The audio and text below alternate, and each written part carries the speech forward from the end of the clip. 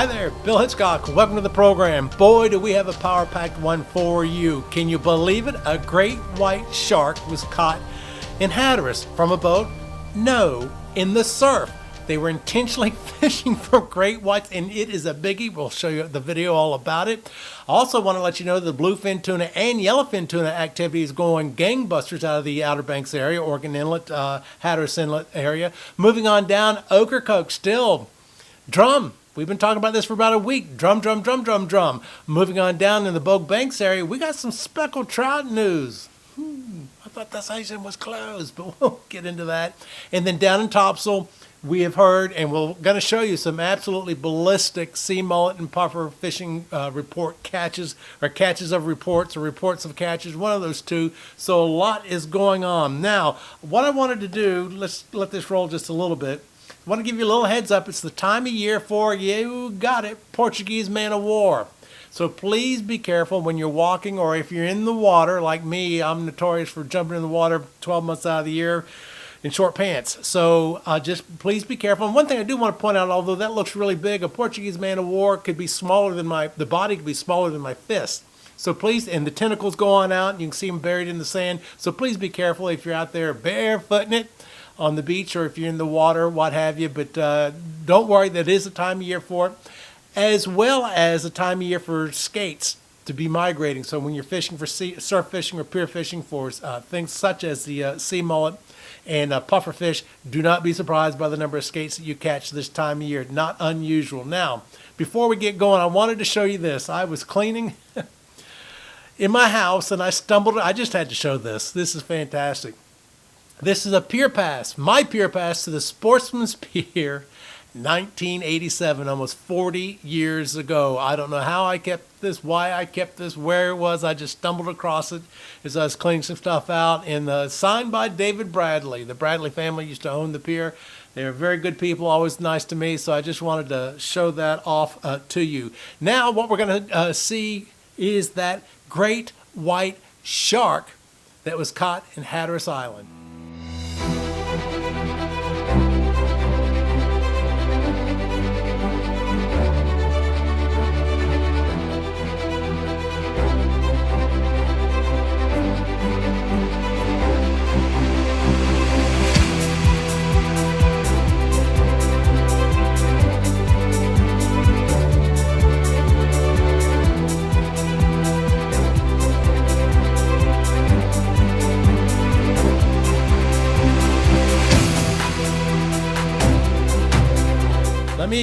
It was Sean Luke in the Sea. Go to his Facebook page, Sean Luke in the Sea.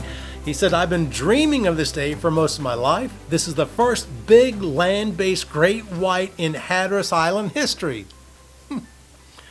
Thank you all to my friends involved in this catch. The fight was about 35 minutes. It was only a 35-minute long fight.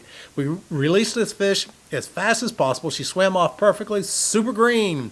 They've guesstimated it to be about 12 to 13 feet long and guesstimated it to weigh between 1,400 and 1,800 pounds. So congratulations to Sean Luke in the Sea. Go to his Facebook page. There's more pictures. There's more information. Lots of stuff for these. As he's claiming here, the first big land-based great white in Hatteras Island history.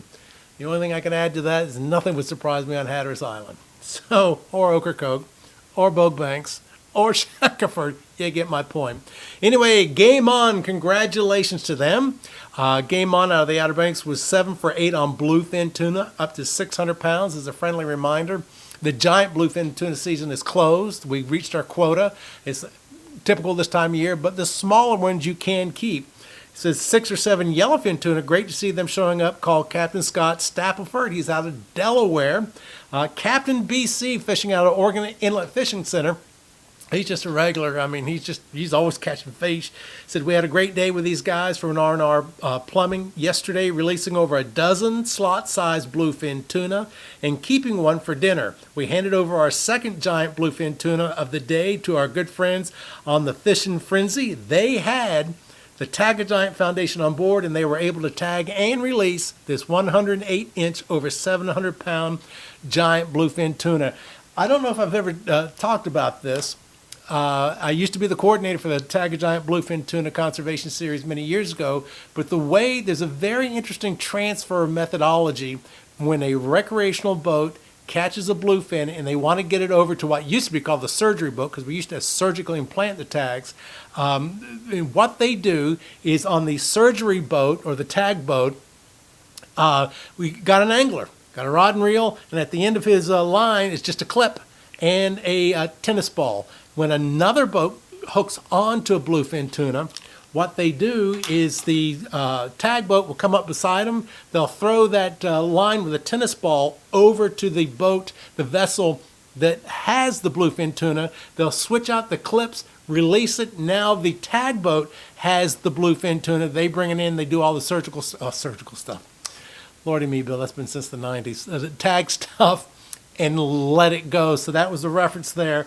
So congratulations. I'm glad to see that the Tag a Giant folks are back up here in the area. Now let's move on down to Ocracoke. Trade Winds Bait and Tackle. Take a look at this. This is a picture of Josh Utz. Get my glasses on. Lordy me. Picture of really unique red drum, polka dot, all over the place, along with reports that he and his family caught 20 plus puppy drum, bluefish, and big red drum during his trip to Ocracoke. So congratulations to those folks. It's still happening out of the surf. Let's move on down to the Bogue Banks area. Look at this speckled trout. Now, he said, wait a minute, the season closed because of the cold stun. Yeah, that's right. Chasing Tails has a speckled trout tournament every year. This is their 17th year that they've had it. And what it is you bring your speckled trout in alive, you weigh it, and then you go out back of Chasing Tails. They're on the water, and you release it alive. And I think that's absolutely fantastic, and hopefully a lot more folks will do things such as that. But the winning speckled trout for this 17th year was 8.84 pounds by Josh Helms. He also had evidently the aggregate weight category, won that. He won a total of $6,040. And listen to this. Josh, it was 8.84 pounds. The guy that came in, Dennis Cochran, at second place at 8.63. And this is the fun part. Third place, Claire Simmons, 8.52. Fourth place, Chris McSorley, 8.51.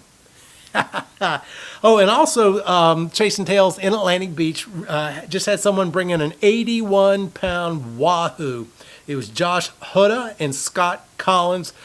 Were offshore fishing. Evidently, they weren't fishing in the Sound for that. Now, Bogue Inlet Pier is open, but I have no fishing reports from them. But the Seaview Pier in Topsail, almost caught you. The Seaview Pier in Topsail, look at these sea mullets. Big sea mullets. They didn't have any actual weights, but they are big. Also puffers.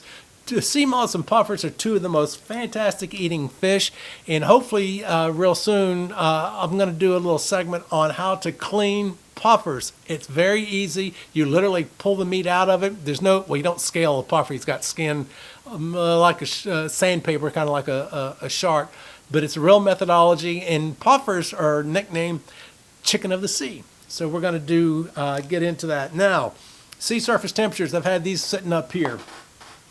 As a friendly reminder, let me get my pen. Bluefin tuna activity has been out of the Oregon Inlet, the North Beach. You can see that's where the water temperatures are around 50 degrees. The drum bite has been from the south of Hatteras, the point of Hatteras, down to Ocracoke. That's where you can see those warm waters come in off of the Gulf Stream, and we're looking at like 60 degrees, 62 degree water. Now you move on down to Topsail where their sea mullets started hitting off of Seaview Pier. Their beach water temperature is around 55 degrees. Now all of this is warming up. That blue water that you see on the northern Outer Banks is migrating north. And here real soon you're going to see nothing but green, yellow, red, and all. The Gulf Stream, by the way, depending on where you are, is 72, 74, 75 degrees. Things are warming up. That's basically all I have for you today. Email me, billhitchcock@mail.com, billhitchcock@mail.com. I haven't been asking this for a while, but I want you to send me information. I want you to send me studies, documentation, research on anything to do with the marine fisheries here in North Carolina. Always looking for stuff to go over and discuss and do shows on. Also, if you have somebody that you would like to be interviewed, let me know. And the other thing, post here on YouTube with your questions and comments, and go to the polls. By the way, we've got a lot of more new polls up there. But one thing I did want to make mention: subscribe. And here's one of the reasons why it's good for you to subscribe. You will get notified every time I post a new show. And I'm doing 2 and 3 and sometimes even 4 shows a week. A lot of people rely on places like Facebook to see the show. Either I'm posting it or somebody else is posting it. That's sporadic. If you're dependent upon Facebook to see all the new shows, you're missing on a lot of the new shows. So please subscribe so you'll be notified each time we got something new for you to see. That's all the time I have for today. I'm Bill Hitchcock. See ya. Post your questions, comments, and concerns here on YouTube, or email them directly to Bill Hitchcock at this address. What?